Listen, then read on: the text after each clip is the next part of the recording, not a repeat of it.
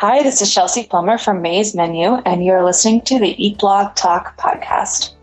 Hey, awesome food bloggers. Before we dig into this episode, I have a really quick favor to ask you. Go to your favorite podcast player, go to Eat Blog Talk, scroll down to the bottom where you see the ratings and review section.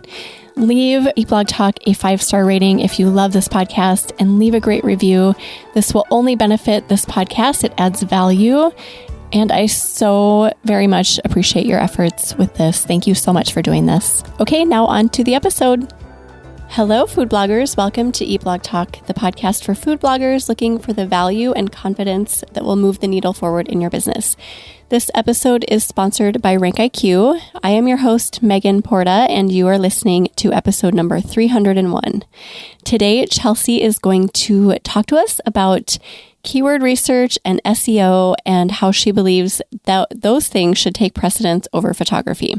Chelsea has been blogging at May's Menu for 3 years. After a year of posting aimlessly and with no regards to SEO, Chelsea took an SEO course and grew her blog traffic over 2,000%. Wow, Chelsea, in the next year. And she qualified for Mediavine within 6 months. Chelsea only posts anywhere from 4 to 8 recipes a month, and she believes in working smarter, not harder. Chelsea, it is so great to have you on the show. How are you today? I am great. Thanks so much for having me. Yes, I'm excited about this topic. I know it's a widely debated one, so I'm excited to hear your side of it, which is really the most popular side. Well, I don't know. It just depends. Right. Like some people come in with the polar opposite view. So I'm excited to chat with you about this today. But before we dig into all of that, let's hear what your fun fact is. So my fun fact is that my late cousin, Kirk Perone, founded Jamba Juice. No way. Yeah. I was a little girl when he founded it and I was living out in California. And I remember going to his first shops as he was getting it all going. Yeah, it was really cool. Oh, that is cool. Oh my goodness. Yeah. And it's such a big name now. Right? Like, I think worldwide. Yeah. I mean, it's huge, massive. So. That's really cool. And inspiring for an entrepreneur like you. Speaking of that, there are so many topics floating around in our entrepreneurial space. What is important? What's not important? And this debate about whether or not you focus on SEO before photography. So I would just love to hear your side of that because I think you have definitely an opinion on it. So let's hear what your opinion is. And I want to hear you talk through it a little bit. Yeah. So I was kind of thinking about this and some of my other thoughts to share. I was like, this could probably be like subtitled unpopular opinions about SEO. And, it's really interesting. So when I started doing SEO, I think it's important to have like legible, clear, well-lit photos, stuff where people know what they're making, can discern what they're making. But in terms of like it from an SEO perspective, you need to have the content be able to be found in the first place. And you can have the most amazing photography, but if no one can find it, that's really the point of that. So I think it's really important to do the SEO work as well. Like, and then from there, once you start ranking, if you really want to work on improving your photography, like, of course, that's amazing. But, when it comes to that question of like, what's the best way to get started? I really think the SEO is a great way to like build that momentum so people can even find you and then maybe layering the photography on top of that. I love your perspective actually, because if you get too caught up in the photography side, I feel like it could take you a really long time to get up and running. But if you just dig into the SEO and then dedicate your time to working on your photography and improving it, that does make sense. That is such a good case. Thank you. Yeah, I think it's one of those areas too where food blogging, when you get started, can feel so overwhelming, and focusing on one thing at a time can also just help you to like, tackle little by little, kind of like developing it. So you're not getting overwhelmed and feeling like you have to have everything perfect in order to get started. Yeah, totally. So figuring out SEO, because SEO can be really overwhelming. It's such a broad topic with so many little subtopics underneath it. So really digging into it, you can find free resources, but it can be an investment. So what are your thoughts on that? Is it worth investing in? Is it not? Yeah, I definitely think that SEO is worth investing in. There's so many areas within the blogging world that you don't always get back what you put into it. And with SEO, I've gotten back, tenfold of what I've put into it. At the beginning of the pandemic, I was fortunate to find this Ahrefs course that they were offering for free. But I took a few days to really dive into the course, and then I signed up with a subscription. They are now, side notes, they started offering that course for free now, like indefinitely. So it is available again. But even having the subscription, continually like spending time learning SEO, reading Google Webmaster articles, listening to podcasts, kind of you name it, to continually be learning more about, the Google algorithm updates. It's an area that's always changing and evolving. So I think it is really important to constantly to learn these things, make that investment so we can work smarter with our post, not harder, and get better results from the effort that we put into it. Oh, that's what blogging is all about, right? Like, right? I feel like we can work so hard and our wheels can just spin all the time, or we can take a step back and evaluate what we can do to work a little bit smarter, and then our efforts actually start paying off. So I read in your bio that you only post 4 to 8 new recipes a month, which is really impressive because I think for the traction that you get, that's really great. So talk to us about some of the ways that you use SEO to work smarter. Yeah, so I think one of the biggest ways that SEO helps me to work smarter is that I know that when I'm by doing keyword research, I know that the posts I'm creating have potential and that I can be competitive for them. So that way I am not just basically throwing, spaghetti against the wall, seeing what sticks.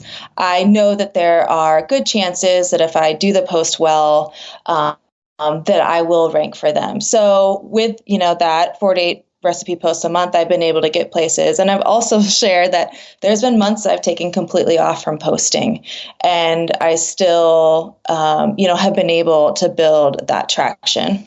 How far do you plan in advance and schedule your content when you do that? That's a great question. So I, for a while, had a plan, but I found that it kind of restricted my creativity. And so I would find that I just would get to something and I would be doing it just because I was supposed to, but I really wasn't feeling inspired. So what I've started doing instead is I have a running list of all my ideas, approximate months I can do them. And then when I'm at that month, scheduling out my month ahead, I will then kind of insert them based off of what looks good, based off my overall database of potential keywords or topics to go after. So I guess it's a little bit more of a hybrid, but it works for me, whereas I have the information, I know that there's potential there, but I'm also going off of where I feel inspired or where I feel like I can create a really good recipe that I feel good about and hopefully my readers will enjoy. I like that. So you're keeping some creativity in the mix instead of just completely making it a robotic situation. Totally. Yeah, that's really smart.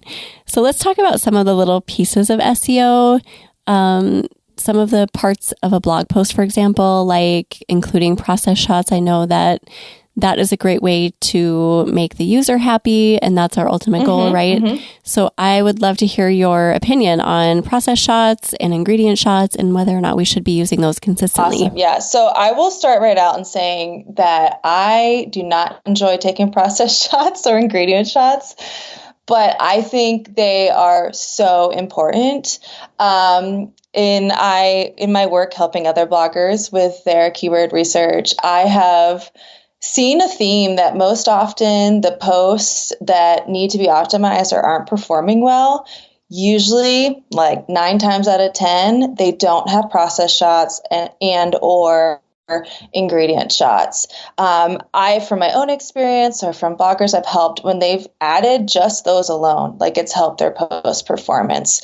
So to me, that shows are really important. And from like you were saying, like with a user perspective, it's really important as a user, if they're scrolling through a post, to be able to see like high level what the recipe is about, understand it. And if you have that and a competitor doesn't, it's automatically gonna like, give you that advantage. So I think it can add extra time. They don't have to be like super styled and fancy. What really is the process shots or the ingredient shots is what matters is that they're clear and people can understand and like conceptualize what they need for the post and how overall this recipe is going to come together. So it seems like kind of a no-brainer to just comb through your old content that has potential. Yes. So maybe not your old content that's just completely dead, not getting any traction, and just add those, right? Like add the ingredient shots and the process shots. Totally. Actually, I tell friends or people this all the time. Like if you want like an easy ad to optimize without even having to do keyword research, just go through and take process shots and ingredient shots. It's like one of the biggest, I think, bangs for your time bucks when it comes to SEO and optimizing old posts. Wow. I feel like we can stop right there. That was gold. I seriously, that was so good because you hear how important it is, kind of.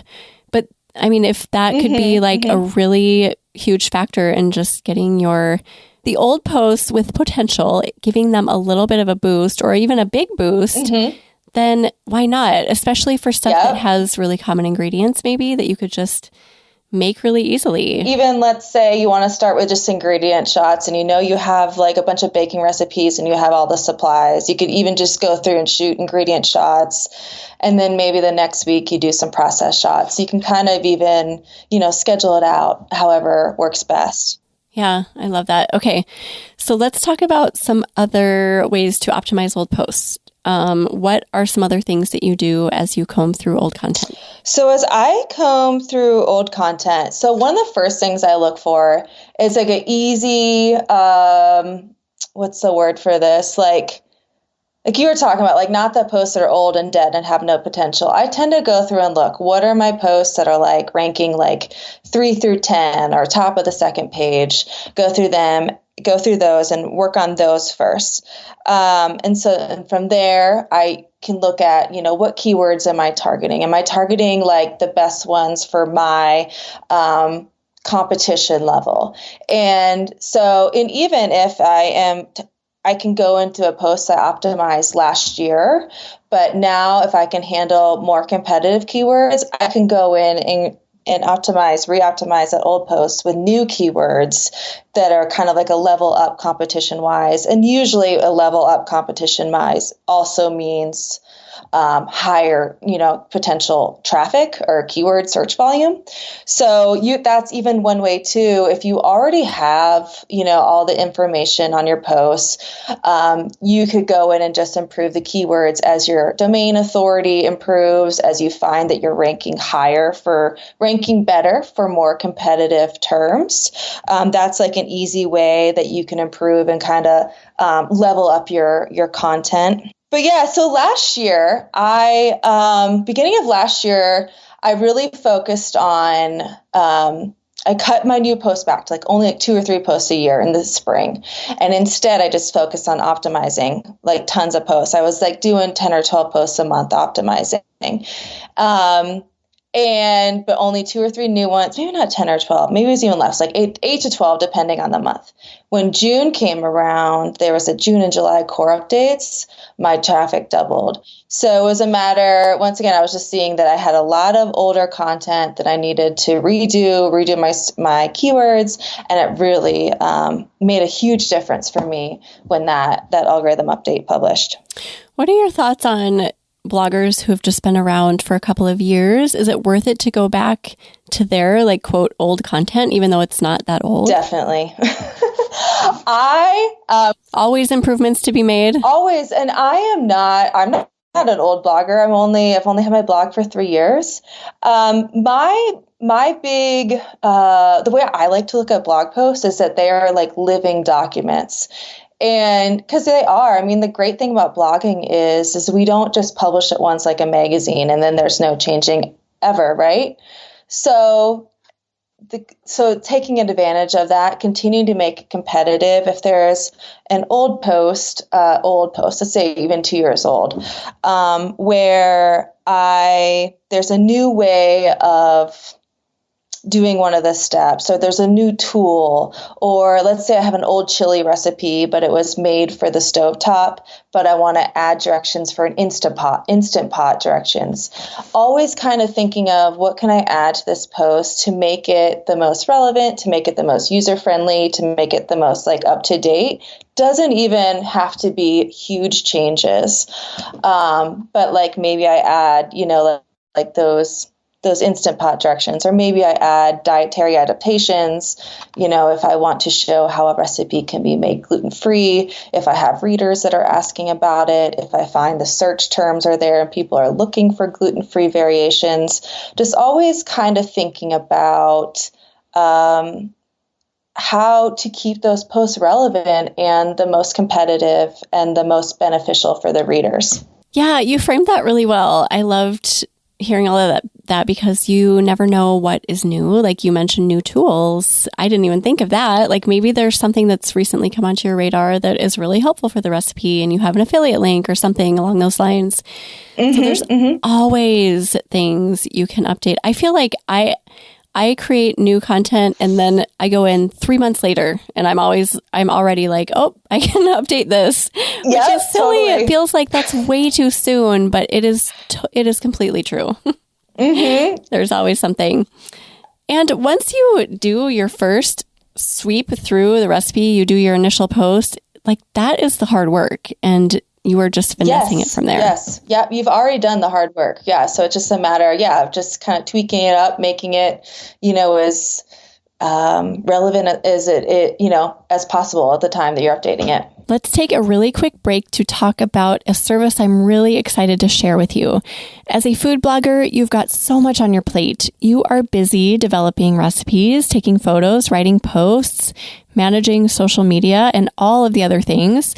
You work hard to help your readers live a more delicious life. Even though you enjoy working in your business, I think we all do it because we love it, your to-do list is probably a mile long. You know what I'm talking about. And maybe there are certain things you'd rather not deal with, such as writing. If writing is not your cup of tea, you do not have to go it alone.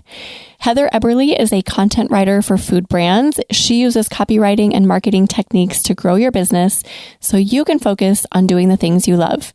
If you want to gain Google traction, stand out from the crowd, and take your income to the next level, Heather can help you. Go to eatblogtalk.com/resources to get more information about Heather's services.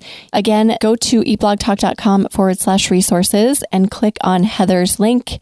And now let's get back to the episode. Talk to us about user experience. We kind of touched on this, but I know that a lot of people say like, we need to please SEO and Google, but really, ultimately, it's not us pleasing Google. It's us pleasing our user. I would love to hear your thoughts. Yeah. So, like you're saying, so often, in the Facebook groups or hearing bloggers talk, they're like, I got to please the SEO gods. I need to do this. I need to do that. And I think that the more Google evolves, and the more, with every subsequent core update, they're just trying to get more and more in line with what the user wants and making user experience the best for like the reader. So I always like to try to encourage people and think for myself when I'm looking at creating a post or optimizing a post, what is the best thing for the reader? Because what Google wants is what's best for the reader.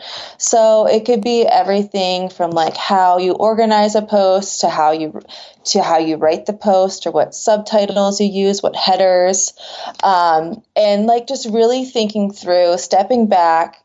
If I'm a reader, might not know a lot about cooking, might not know a lot about this recipe, might be in a rush, might want to skim and get to the points that are, know where I need to go to read what I want to read or learn about the article. Thinking through how you can formulate that post the best for your reader, to make it the easiest to read for readers. Yeah. And I appreciate that about Google because they're reliable in that way, because you know that they have the user at the forefront and they are getting smarter, like you mentioned. Whereas a platform like Pinterest does not have the user at the forefront of their mind. And we've seen that kind of play out recently. Like, wait a second, everyone wants this. Why are we? But yeah, anyway, that's a whole other discussion. So I appreciate that they are keeping what's important, which is the person searching for the content. That's what's important and what their needs are and their priorities are. That is number one for them. Totally. I am so with you. It's so much more reliable. It's more common sense too. And I even find when I'm using the internet or looking for recipes or whatever I'm researching online, I kind of get into that mindset. I'm like, okay, so I'm the reader. How do I like how they're presenting it? And kind of just always learning and kind of absorbing other food blogs. So how do I like how they present it? Wow, that was really user friendly. Just kind of constantly kind of taking notes, and so I can apply it and think about that user experience. Yeah, so true. I think we should all keep this at the top of our minds because it's easy to lose sight of that when you're in the trenches, doing the keyword research, trying to figure out what to put on your post. What do you think about planning ahead and preparing for seasons as they come and preparing for holidays as they come? Because I feel like this has changed recently where it used to be like you have to think ahead 6 months. And now it's like, well, if you're a month ahead, it's okay. Yeah. Put up the content and maybe it'll get noticed. What are your thoughts? Yeah. So I think a lot of it, give it a little disclaimer on this. It all depends on how established you are as a blogger. Like if you're really established and you have a high domain authority and Google tends to rank your recipes right away, you can usually get away with posting things more last minute and still having them index and show up higher in the search results. But for those who aren't yet there, or maybe Google doesn't recognize as much, I usually recommend trying to get at least 2-3 months ahead of the time of the seasons. If you could handle more, that's great. But I try to do 2-3 months personally and recommend that as well for most of the people I work with the exception of Christmas. Christmas, I tend to do 3 or 4 months just because there's so much content usually to get out for the Christmas holidays. It just gives me more time to get it all together. But it just gives Google time to index it, gives you time to get backlinks to those posts. So that way, by the time the holidays roll around, your post already is hopefully ranking, getting traffic in the search results for the traffic, the people that are looking for it. Because otherwise, most of the time, if it's not indexing, then it's not really till the next year, the next holiday season, that you really get any of the results for the work that you put into it. So it's another example of smarter, not hard, working smarter, not harder. But with that bit of planning or just automatically thinking, when you're, for example, when I'm planning out my month, this month, we're getting ready for April here. I'm already thinking, okay, July, what kind of recipes will I want to be creating? So I'm looking at 4th of July recipes. I'm looking at, maybe even starting to think, peach season, blueberry season, those summer produce. So thinking about, what kind of recipes do I want to create to capture that audience or those people that are searching for those terms. This always seems like a great concept, Chelsea, but actually doing it is I'm listening to you talk. I'm like, that sounds so good to actually sit and plan and create and publish content ahead of time. But I don't think I've ever done that far ahead. I'm a last minute girl. Okay. Yep. But I'll make a case for doing it despite having a time crunch, because even if you are catching next year, then you have a whole year. And by next year, you're planting this little seed that next year is going to be in full bloom. So do it anyway, even if you're thinking well, there's no way I'm going to get ranked in 2 months. Cinco de Mayo or whatever is 2 months from now is almost here. So it's like, I really respect you for doing that. And how do you do you put it on your calendar? How do you make yourself do that? Or does it just come naturally for you? So I started doing this, I believe it was last spring, and I made the jump, and it was hard because I was like, okay, right around this time, I was, working last minute on Easter type recipes, Easter and spring recipes. And then all of a sudden I was like, I need to jump ahead. So I pretty much skipped creating new content last year for, late spring, early summer recipes. And I jumped into starting after Easter, I jumped into this summer and kind of working on this ahead of time schedule. It can be really tricky though, especially sometimes for me getting the mindset, okay, what do I even want to eat in July? What do people eat in July when it's like, when it's Easter, when the weather's still dreary, sometimes cold, like getting into that mindset, sometimes it's hard to find things that are in season, like right now, it'd be hard for me to find a fresh peach, for example. It's good. So with the exception of those things, I have done last minute turkey recipes, for example, because I couldn't find a turkey breast in whenever I was working on it, August. But I don't know if that helps like with getting into that, but I think it's just sometimes just sitting and thinking, okay, so what really would I want at that time? What do I usually eat? Sometimes I'll do a quick search, for example, fall recipes, just to get my wheels turning, thinking about ingredients, thinking about types of dishes, and then just kind of start brainstorming, start keyword researching. And by then I usually have enough momentum or inspiration to start running with it.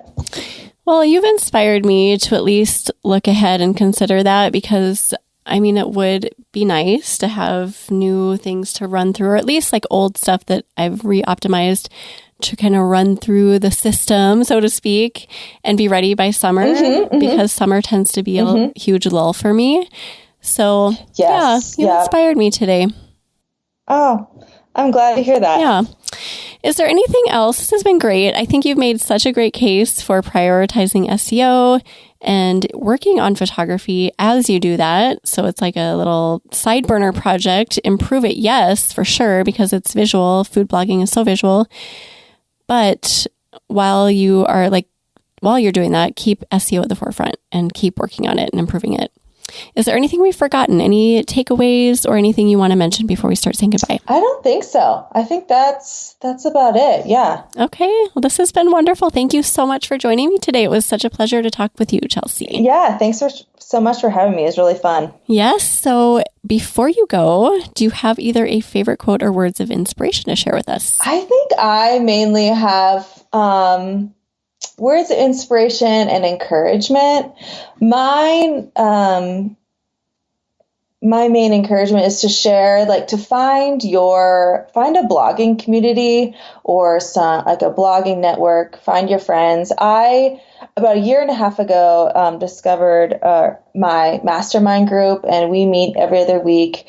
And they've been really key for me. I feel like it was a turning point for me in my journey as well, having a network to support each other, to troubleshoot issues together, was really huge, especially in those moments where, it's a hard journey growing a food blog, and not everyone understands it. Even the people that want to understand, it's this really unique space. And also just having friends that I could talk to in an otherwise somewhat lonely job. It's been really nice to have a community. And I hope that, everyone can find that and to help them in their journey and help make the journey more enjoyable. There is a gap there. I've noticed recently a lot of food bloggers saying that is their main, an obstacle, but downside of food blogging is that they don't feel understood. They feel extremely lonely. Like the people who are in their lives who try to understand really don't, and to no fault of their own, because it's, like you said, it's a unique space. It's a real gap. And I truly hope that everyone listening finds that group, and then your people too, because you need that. It's so important. Totally. And you could find those people through just reaching out to people on DMs. I was trying to remember how I found my group.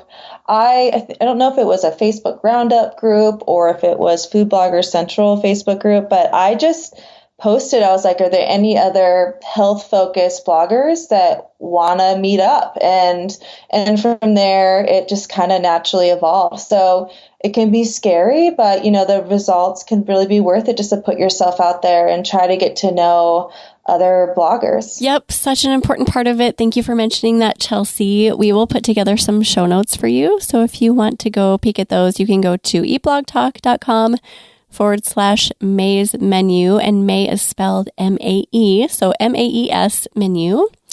Why don't you tell everyone where they can find you, Chelsea, online and on social media? Yes, so you can find me on my website at mazemenu.com. As Megan said, maesmenu.com. And then I'm also can be found on Instagram at mazemenu as well. Awesome. Well, thank you again, Chelsea, so much for joining me today. And thank you for listening today, Food Bloggers. I will see you in the next episode. We're glad you could join us on this episode of Eat Blog Talk.